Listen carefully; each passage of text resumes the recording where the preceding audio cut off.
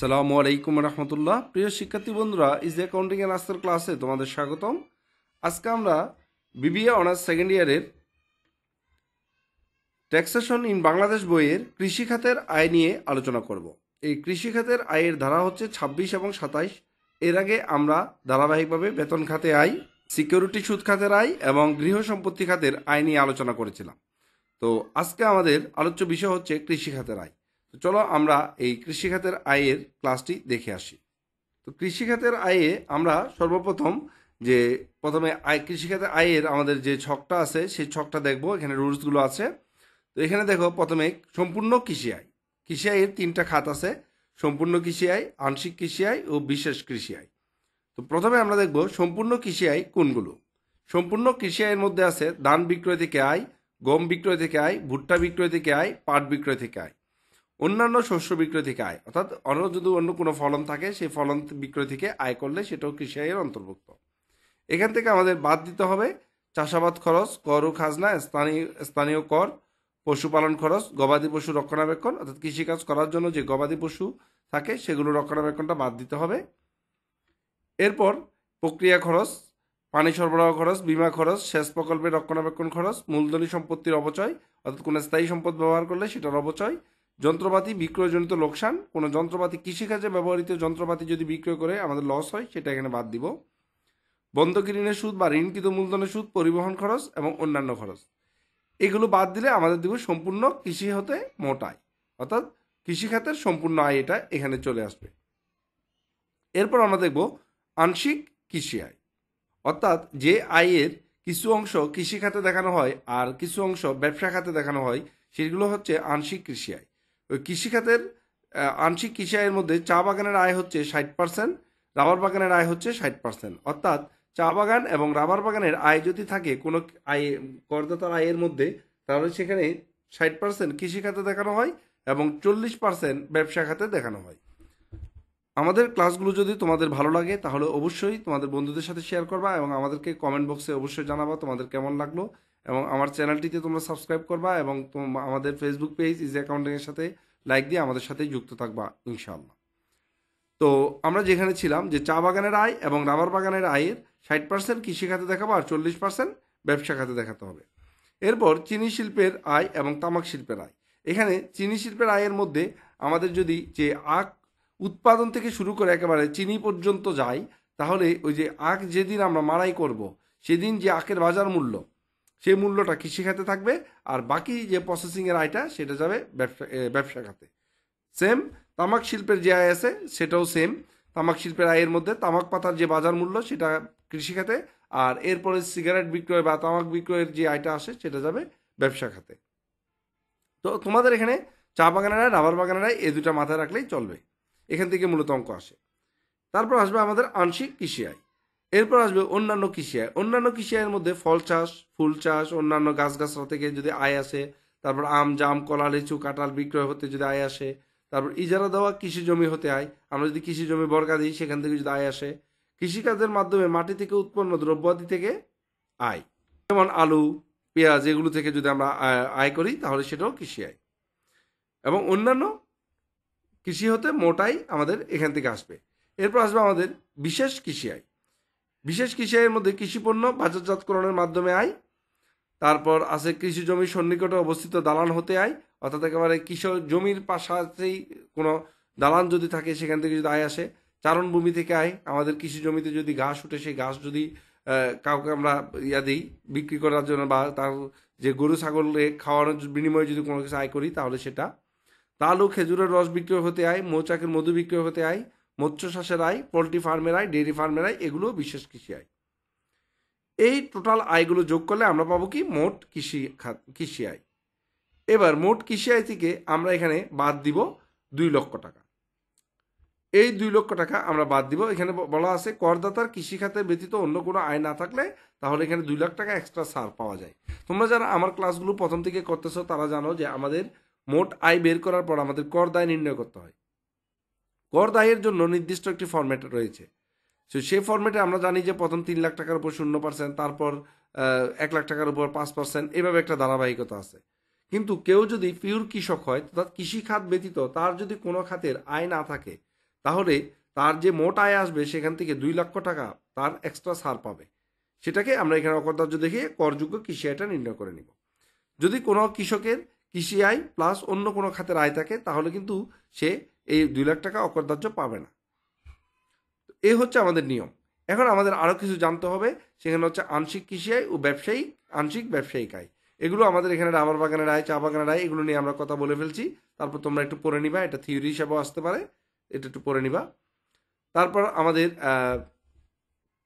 যে জিনিসটা জানতে হবে সেই জিনিসটা হচ্ছে, যদি আমাদের আয়ের মধ্যে গবাদি পশু, চিংড়ি, তারপর হচ্ছে পোলট্রি ফিড উৎপাদন করি, তারপর আমাদের বীজ উৎপাদন করা হয়, তারপর যে দুধের খামার করা হয়, ব্যাঙ উৎপাদনের খামার করা হয়, এই ধরনের মৌমাছি, তুঁত চাষ, রেশম গুটি পোকা পালন থেকে যদি কোনো আয় আসে, বা আমাদের মাশরুম থেকে কোনো আয় আসে, এই ধরনের কোনো কাজ করে যদি আমরা আয় করি, সেই আয়ের জন্য একটু স্পেশাল একটা ছাড় আছে।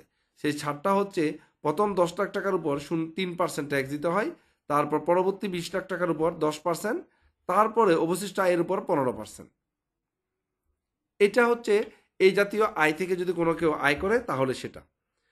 উল্লেখ্য, 2020-21 কর বছরে প্রচলিত বিধান অনুযায়ী এই খাতে অর্জিত আয়ের উপর 3% হারে কর প্রদেয় করের বিধান হবে। এগুলো হচ্ছে এই খাত থেকে যদি কেউ আয় করে তাহলে এই খাতে একটু করের ছাড়ের ব্যবস্থা করে রাখছে। এটার সাথে সাথে আমাদের আরেকটা ল মনে রাখতে হবে, হাঁস মুরগির খামারের আয় এবং হাঁস মুরগি, চিংড়ি মাছের হেসারি, মাছের হেসারি এবং মৎস্য চাষ থেকে আয়ের জন্য হ্রাসকৃত কর হারটা আমাদের মনে রাখতে হবে। এখানে প্রথম 10 লাখ টাকার উপর 0%, পরবর্তী 10 লাখের উপর 5%, এর পরবর্তী 10 লাখের উপর 10% এবং অবশিষ্ট আয়ের উপর 15%। এই হারে আমাদের মাছ চাষ এবং পোলট্রি ফার্মের উপর আয় এর উপর কর নির্ধারণ করা হবে। এবার আমরা কিছু আমাদের ম্যাথ দেখব, এই ম্যাথগুলো দেখলে ব্যাপারগুলো তোমাদের কাছে ক্লিয়ার হয়ে যাবে। এখন আমরা যে ম্যাথটা দেখব সেই ম্যাথটা বলা আছে, নিম্নবর্ণিত তথ্যাবলী হতে জনাব তামিমের 2021 এবং 2022 সালের আয় বছরের কৃষিখাতে মোট আয় নির্ণয় করো। জনাব তামিমের আমাদের 2021-22 আয় বছরের কৃষি আয় নির্ণয় করতে হবে।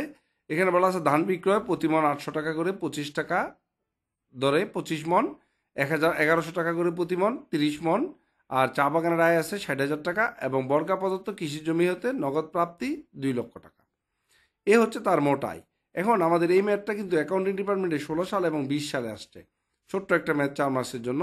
তো আমরা প্রথমে লিখব করদাতা জনাব তামিম, আয়বর্ষ হচ্ছে 2021-22 এবং করবর্ষ হচ্ছে 2022-23।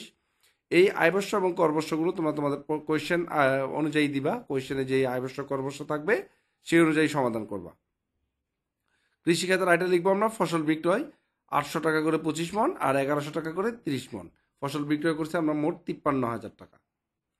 এরপর চা বাগানের আয়, আমরা জানি চা বাগানের আয় একটি আংশিক কৃষি আয়, এটা 60% যাবে কৃষিখাতে, এই জন্য এই 60% আমরা কৃষিখাতে দেখাইছি 36,000 টাকা।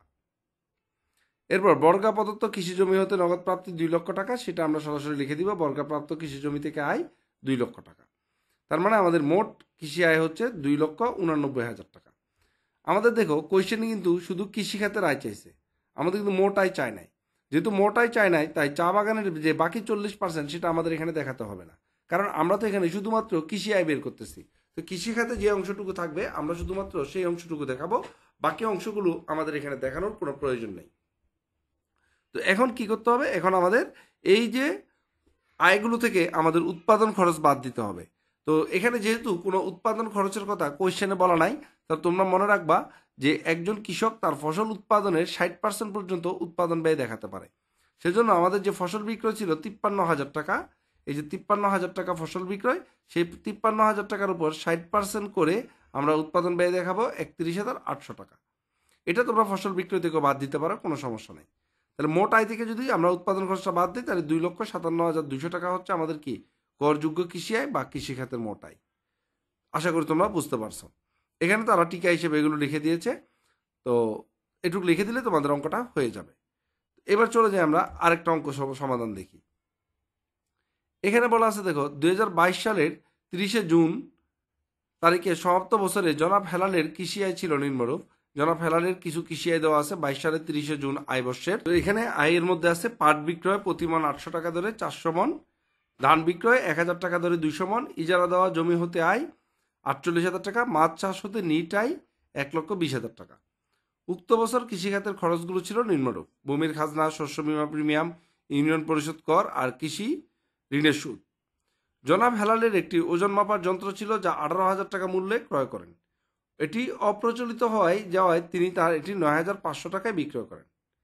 বিক্রয়ের সময় অবচিত মূল্য ছিল 13,000 টাকা, অর্থাৎ এই সম্পত্তিটার দাম ছিল বুক ভ্যালু 13,000 টাকা, বিক্রি করছে 9,500 টাকায়। তার মানে 3,500 টাকা তার ক্ষতি হয়েছে।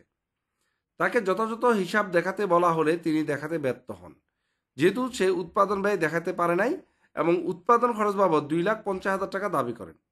তার মানে তিনি বই দেখাতে পারে নাই কত টাকা খরচ হয়েছে, কিন্তু উৎপাদন খরচ বাবদ 2,50,000 টাকা দাবি করছে। তো যেহেতু এখানে উৎপাদন খরচের বই দেখাতে পারেনি সে, তাই 2,50,000 টাকা দাবিও তার টিকবে না। তাহলে আমরা কি করব? ফসল বিক্রয়ে 60% উৎপাদন খরচ দেখাই দিব। যদি উৎপাদন ব্যয়ের প্রকৃত হিসাব দিতে পারে কোনো করদাতা, তাহলে যে প্রকৃত হিসাবটা দিবে সেটাই মূলত উৎপাদন ব্যয় হিসাবে ধার্য করতে হবে। কিন্তু উৎপাদন ব্যয়ের প্রকৃত হিসাব যদি দিতে না পারে বা বই দেখাতে ব্যর্থ হয়, তাহলে কিন্তু ফসল বিক্রয়ে 60% উৎপাদন ব্যয় দেখাই দিতে হবে। বলছে মিস্টার হেলালের কৃষিখাতে করযোগ্য মোট আয় নির্ণয় করো। কৃষিখাতের মোট আয় নির্ণয় করতে হবে। তো চলো আমরা দেখি জনাব হেলালের করযোগ্য কৃষিখাতের মোট আয় কত। আমরা এখন জনাব হেলালের করযোগ্য কৃষি আয়টা দেখব। এখানে আমি কোয়েশ্চেনটা তোমাদের জন্য পাশে রেখেছি একটু ভিন্ন কালার দিয়ে, যাতে বুঝতেও সুবিধা হয়। এখানে দেখো ফসল বিক্রয় আছে আমাদের কত? পাট বিক্রয় আছে 800 টাকা ধরে 400 মন। তাহলে 800 টাকা ধরে 400 মন পাট বিক্রি করলে আমরা কত পাই? 3,20,000 টাকা। আর ধান বিক্রয় আছে 1,000 টাকা করে 200 মন। 1,000 টাকা করে 200 মন, তাহলে আছে কত? 2 লক্ষ টাকা। টোটাল মোট 5,20,000 টাকা আমাদের কি আছে? ফসল বিক্রয়। ইজারা দেওয়া জমি হতে আয় আছে 48,000 টাকা, আর মাছ চাষ থেকে আয় আছে 1,20,000 টাকা। এখানে ইজারা দেওয়া জমি থেকে আমাদের 48,000 টাকা আয়, আর মাছ চাষ থেকে আয় আসছে কত? 1,20,000 টাকা। এই মাছ চাষ থেকে যদি আয় করে, তাহলে আমরা জানি প্রথম 10 লক্ষ টাকা পর্যন্ত 0%, তারপর 5%, 10%, 15%, এভাবে একটা করার হার আছে। তো এটা আমরা যখন কর দায় নির্ণয় করব তখন এটার প্রয়োগ হবে। কর দায় নির্ণয় করার আগ পর্যন্ত এটা নিয়ে আমাদের কোনো টেনশন করার কারণ নেই। ওই বিশেষ করের হারটা আমরা প্রয়োগ করব কর দায়ে গিয়ে। তো আমরা এখানে মাছ চাষের আয়টা লিখে দিলাম। এরপর তাদের কৃষিখাতের মোট আয় আছে কত? 6,88,000 টাকা। এখন এখান থেকে আমাদের খরচটা বাদ দিতে হবে। খরচ বাদ দিলে প্রথমে বাদ দিব আমরা উৎপাদন খরচ। উৎপাদন খরচ যেহেতু উনি দাবি করছে 2.5 লক্ষ টাকা এবং বই দেখাতে ব্যর্থ হয়েছে, তাই আমরা এখানে ফসল বিক্রয়ের যে 5,20,000 টাকার ফসল বিক্রয় করেছে সেটার 60% উৎপাদন ব্যয় দেখাই দিব। 60% উৎপাদন ব্যয় 3,12,000 টাকা। এবং এরপর যে খরচগুলো দেওয়া আছে আমরা সেই খরচগুলো লিখব। যেমন ভূমির খাজনা আছে 12,000 টাকা, আমরা লিখে দিলাম ভূমির খাজনা 12,000 টাকা। আর শস্য বীমা প্রিমিয়াম 11,500 আমরা এখানে লিখে দিব। ইউনিয়ন পরিশোধ কর 6,800 ইউনিয়ন পরিশোধ কর, এবং কৃষি ঋণের সুদ আছে 20,000 টাকা, সেটাও আমরা লিখব। এবং আমাদের যে একটি 18,000 টাকা মূল্যের যন্ত্র, যেটার অবচিত মূল্য ছিল 13,000 টাকা এবং বিক্রি করে পাইছিলাম কত? 9,500 টাকা। 13,000 থেকে 9,500 বাদ দিলে যে 3,500 টাকা খরচ হয়েছে, ক্ষতি হয়েছে, সেটা এখানে লিখতে হবে। ওজন মাপার যন্ত্র বিক্রয়জনিত ক্ষতিটা এখানে আসবে। তাহলে এবার আমাদের টোটাল অনুমোদনযোগ্য ব্যয়টা আমরা পেয়ে গেলাম। এবার আমরা টোটাল আয় থেকে যদি ব্যয়টা বাদ দিই, তাহলে আমাদের মোট আয় থাকে 3,22,200 টাকা। এখানে আমাদের কৃষি খাতের মোট আয় হচ্ছে 3,22,200 টাকা। এখান থেকে আমাদের একটা অকরদার্য সীমা আছে 2 লক্ষ টাকা। এই 2 লক্ষ টাকা বাদ দিতে হবে। অকরদার্য সীমা 2 লক্ষ টাকা। কেন? কারণ হচ্ছে কি, এইখানে দেখো আমাদের যত আয় ছিল একজন ব্যক্তির, তাহলে সেখানে দেখলাম শুধুমাত্র তার সব আয় কৃষিখাত কেন্দ্রিক, কৃষিখাতের বাইরে কোনো আয় নাই। তার মানে আমরা ধরতে পারি সেই কৃষি করদাতার কৃষি আয় ব্যতীত অন্য কোনো আয় নাই। তাই আমরা এখানে 2 লক্ষ টাকা অকরদার্য করব। এখন তোমাদের অনেকের প্রশ্ন থাকতে পারে যে স্যার, তাহলে আমরা প্রথম অঙ্কে কেন করলাম না? প্রথম অঙ্কে দেখো তার একটা চা বাগানের আয় ছিল, তো চা বাগানের আয়ের মধ্যে 60% হচ্ছে কৃষি খাতের আয়, আর বাকি 40% ব্যবসা খাতের আয়। তার মানে এখানে তার খাত কয়টা হয়েছে? 2টা আয়ের খাত ছিল। এই জন্য এখানে 2 লাখ টাকা অকরদার্য আমরা দেখাবো না। কিন্তু এই অঙ্কটার মধ্যে তার কিন্তু এরকম চা বাগানের আয়, রাবার বাগানের আয় বা অন্য কোনো খাতের আয়ের কথা বলা নাই। তাই আমরা ধরে নিলাম যে করদাতার শুধুমাত্র একমাত্র আয় হচ্ছে কৃষি আয়। এই জন্য আমরা এখানে 2 লাখ টাকা অকরদার্য করে দিয়েছি। কেউ যদি এখানে এই 2 লাখ টাকা বাদ না দাও, তাও অঙ্ক হয়ে যাবে, তবে নোট দিয়ে দিতে হবে অবশ্যই। তো যেহেতু অঙ্কের মধ্যে কিছু উল্লেখ নাই, তাহলে আমাদের ধরতে ওটাই সবচেয়ে বেটার হয় যে 2 লাখ টাকা অকরদার্য করে দেওয়াটাই বেটার, যেহেতু আর কোনো খাতের কথা এখানে উল্লেখ নাই। আমাদের করযোগ্য কৃষি আয় কত আসছে? 1,22,200 টাকা। এখান থেকে আমাদের নোটগুলো আমরা লিখবো। মাছ চাষের আয়ের ক্ষেত্রে আমরা জানি যে প্রথম 10 লাখ টাকার উপর 0%, পরবর্তী 10 লাখ টাকার উপর 5, পরবর্তী 10 লাখের উপর 10, অবশিষ্ট আয়ের উপর 15%। করদাতা কৃষি আয়ের কোনো হিসাব বই রাখেন না, তাহলে ফসল বিক্রয় 60%, এটা আমাদের রুলসে আমরা জানি। এবং করদাতার কৃষি আয় স্যার অন্য কোনো খাতে আয় না থাকায় 2 লাখ টাকা অকরদার্য করা হয়েছে, এটাও নোট দিয়ে দিবা। আশা করি এটা বুঝতে পারছো। এরপর চলে যাবো আমরা পরের মেথে। এই ম্যাথটা ডিইউতে আসছিল 7 কলেজে 2018 সালে। এখানে আমাদের ধান বিক্রয়, পাট বিক্রয় আছে, রাবার বাগানের আয় আছে, হাঁস মুরগির ফার্মের আয় আছে, চা বাগানের আয় আছে, তারপর কৃষি খাতের ইজারা হতে আয় আছে। এখানে আমরা সিমিলারলি ধান বিক্রয়, পাট বিক্রয়, কৃষি জমি ইজারা থেকে আয়, চা বাগানের আয়ে 60%, রাবার বাগানের আয়ে 60% রুলস অনুযায়ী, এবং হাঁস মুরগির ফার্ম থেকে আয়, সেটাও আমরা দেখিয়েছি। তো এখানে আমরা ধান বিক্রয় এবং পাট বিক্রয়গুলো লিখবো, এবং যেখানে যে আয়গুলো ছিল সবগুলো আয় লিখবো। রাবার বাগানের আয় যেটা 60%, চা বাগানের আয় 60%, এগুলো তোমরা লিখে দিবা। হাঁস মুরগির ফার্মের আয় এটা আমরা 40,000 টাকা সরাসরি লিখে দিব, কিন্তু এটা দেখে যখন আমরা কর ধরবো তখন এটা ল ফলো করতে হবে। হাঁস মুরগির ফার্মের আয়ের প্রথম 10 লক্ষ টাকা শূন্য, অনেকটা মাছ চাষের আয়ের মতোই হুবহু হাঁস মুরগি ফার্মের আয়ও, শুধু ডেয়ারি ফার্মটা আলাদা। তো এভাবে আমাদের এখানে উৎপাদন খরচ যখন দেখাবো, এখানে কোনো উৎপাদন খরচ নাই, তাই আমরা এখানে কি করবো, 3,90,000 টাকার উপর 60%, 3,90,000 টাকা মানে ফসল বিক্রয়ের 60% আমরা উৎপাদন খরচ দেখাই দিব। আর যেহেতু এখানে আমাদের 60% কৃষি খাত আছে আর বাকি 40% ব্যবসা খাত, আরেকটি খাত এখানে অন্তর্ভুক্ত আছে, তাই এখানে 2 লাখ টাকা যে অকরদার্য আছে সেই 2 লাখ টাকা অকরদার্য আর দেখানোর দরকার নেই। তো এই কটা ম্যাথ করলে আশা করি তোমরা তোমাদের যে এনহিত কোয়েশ্চেনগুলো আসছে সেগুলো খুব ইজিলি নিজেরাই সমাধান করতে পারবে আশা করি। ধন্যবাদ সবাইকে আমাদের সাথে থাকার জন্য এবং আমাদের ক্লাসগুলো দেখার জন্য।